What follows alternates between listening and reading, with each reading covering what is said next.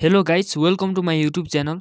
र आज चाहिँ म तपाईँहरूलाई एउटा यस्तो सिक्रेट टिप्स लिएर आएको छु जुन चाहिँ यो स्टुडेन्टहरूको लागि हो, जहाँ चाहिँ अब उनीहरू एक्जामको लागि चाहिँ एकदम तयारी अवस्थामा रहेका हुन्छन्। यो सबै स्टुडेन्टको लागि मैले फोकस गरेर बनाएको भिडियो हो र how to get A+ in exam.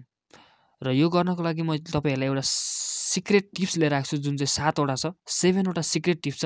तपाईँले त्यो फलो गर्नुभयो भने तपाईँको A+ 100% ग्यारेन्टीको साथमा भनिदिन्छ आउँछ। र फर्स्टमा तपाईँलाई म के भन्छु भने मेरो अनुभवको साथ मैले +2 कसरी क्लियर गरेँ। मैले कलेज गइनँ, राम्रोसँग कलेज पनि गइनँ। म 1 महिना कलेज नगइकन घरमा बसेर पढेर मैले ए ल्याएको छु भने तपाईँहरूले राम्रोसँग पढ्नुभयो भने तपाईँहरूले A+ ल्याउन सक्नुहुन्छ। तर एउटा तरिका हुन्छ पढ्ने, एउटा टिप्स हुन्छ, चाहिँ एउटा तरिका हुन्छ क्या पढ्ने पनि, एउटा मेथड हुन्छ। म त्यही टिप्स भन्न गइरहेको छु तपाईँहरूलाई र त्यही टिप्स सेयर गर्न गइरहेको छु। राम्रोसँग ध्यान दिएर सुन्नु होला यदि तपाईँहरू A+ ल्याउन चाहनुहुन्छ भने एक्जाममा राम्रो मार्क्स ल्याउन चाहनुहुन्छ भने। र फर्स्टमा भनेको तपाईँहरू नोट बनाउने। तपाईँहरू जतिसुकै अल्छी गरे पनि तर नोट चाहिँ बनाउन नछोड्नु। तपाईँहरू कलेज जानु भएन ठिक छ, तर साथीकोबाट भए पनि नोट बनाउनु। तपाईँहरू स्कुलमै हुनुहुन्छ ठिक छ, नोट चाहिँ बनाउनु, तर नोट बनाउन नछोड्नु। किनभने एक्जाम आएपछि त्यही नोट पढेर हामीले दिने हो होइन। यो पास हुन मन छ भने नोट चाहिँ बनाउन नछोड्नु होला।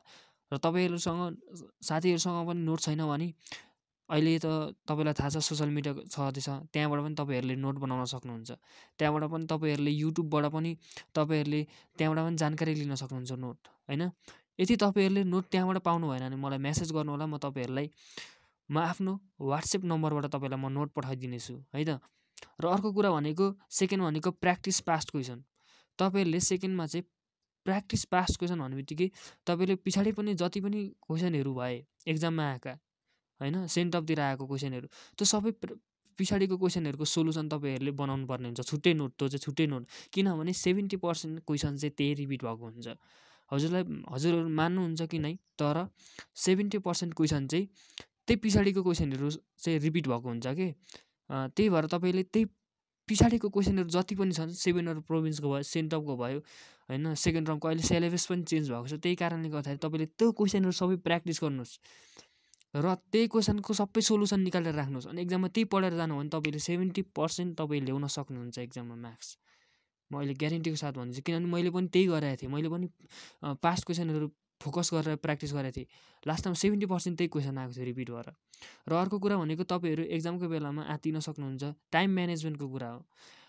र थर्डमा भनेको चाहिँ टाइम म्यानेजमेन्ट। टाइम म्यानेजमेन्ट एकदम जरुरी छ स्टुडेन्ट भएपछि। अनि एउटा कुरा भनेको हामीसँग टाइम नपुग्न सक्छ, त्यसैले तपाईँले जुन जुन आउँछ क्वेसनहरू त्यो तपाईँले छिटो छिटो प्र्याक्टिस गर्ने। सुरुदेखि नै तपाईँले त्यही एप्लाई गर्नु होला। क्लासमा हुँदा पनि तपाईँहरूले सुरुमा जुन जुन आउँछ त्यही प्र्याक्टिस गर्नु, त्यस पछाडि अलिक पछाडि चाहिँ नआएको चाहिँ लास्टमा डिस्कस गरेर गर्नु। अनि एक्जाममा पनि त्यही अनुसार गर्नु। अनि तपाईँको टाइम म्यानेजमेन्ट राम्रोसँग हुन्छ। र अर्को कुरा भनेको चाहिँ तपाईँले घरतिर पढ्दाखेरि डिस्ट्र्याक्सन नहुनु। तपाईँले 1 घन्टा पढ्छु भन्नुभएको छ भने तपाईँले मोबाइलहरू सबै साइड लगाइदिनु र 1 घन्टा पढ्नुहोस्। डिस्ट्र्याक्सन हुनुभयो भने तपाईँ डिस्ट्र्याक्सन हुनु बित्तिकै तपाईँको पढाइमा फोकस जाँदैन। त्यही कारणले गर्दाखेरि। र अर्को कुरा भनेको तपाईँ स्टडी स्मार्ट नट हार्ड भन्ने कुरो हो।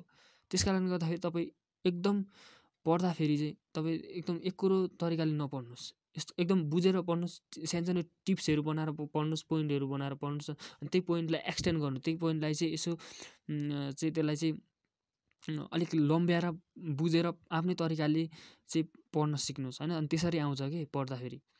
अनि अर्को कुरा भनेको चाहिँ 6 नम्बरमा भनेको चाहिँ लर्न टु राइट वेल। तपाईँको ह्यान्डराइटिङ नराम्रो छ, ठिक छ, मेरो पनि ह्यान्डराइटिङ राम्रो थिएन। त्यही भएर तपाईँको ह्यान्डराइटिङ राम्रो छैन भने तपाईँले ग्याप छोडेर गर्नु, अलिक डिस्टेन्स राखेर गर्नुभयो भने बुझिदिन्छ। ह्यान्डराइटिङ जस्तै सुकै नराम्रो भयो भने बुझिन्छ, तर डिस्टेन्स राखेर गर्नु, एक ठाउँमा कचङकुचुङ गरेर चाहिँ नगर्नु। त्यसो गर्यो भने पनि हाम्रो एक्जाममा राम्रो हुँदैन र इम्प्रेस बढ्दैन। र राइट छ भने पनि नबुझेको कारणले गर्दाखेरि रङ हुनसक्छ। त्यस कारणले गर्दा पनि हाम्रो A+ नआउन सक्छ एक्जाममा। र अर्को कुरा भनेको तपाईँहरू यस्तो ग्रुपमा जोइन हुनु कि जहाँ चाहिँ क्वेसनको जहिले तहिले प्र्याक्टिस हुन्छ। जस्तै भाइहरूतिर छ साइन्स ग्रुपहरू, त्यस्तो ग्रुपमा जोइन गर्नु। त्यस्तो ग्रुपमा जोइन गर्नुभयो भने तपाईँलाई क्वेसनहरू आउँछ, सोल्युसनहरू आउँछ होइन, तपाईँहरू इन्टरेक्सन भइरहेको छ। अनि तपाईँलाई प्र्याक्टिस पनि गर्न मन लाग्छ क्या त्यहाँबाट चाहिँ, त्यो देखे पछाडि चाहिँ। त्यही कारणले गर्दा यति 7वटा टिप्स तपाईँले एप्लाई गर्नुभयो भने तपाईँको पक्कै पनि 100% ग्यारेन्टी साथ तपाईँको A+ आउँछ एक्जाममा। फोकस गर्नु, राम्रोसँग पढ्नु। र म अझै यस्तै भिडियोहरू ल्याउने छु तपाईँहरूको लागि। सो तपाईँले यो च्यानल सब्सक्राइब गरिदिनु होला, सेयर पनि गरिदिनु होला। यदि तपाईँलाई राम्रो लाग्यो भने तपाईँहरूले सब्सक्राइब गर्न नभुल्नुहोला। Thank you very much.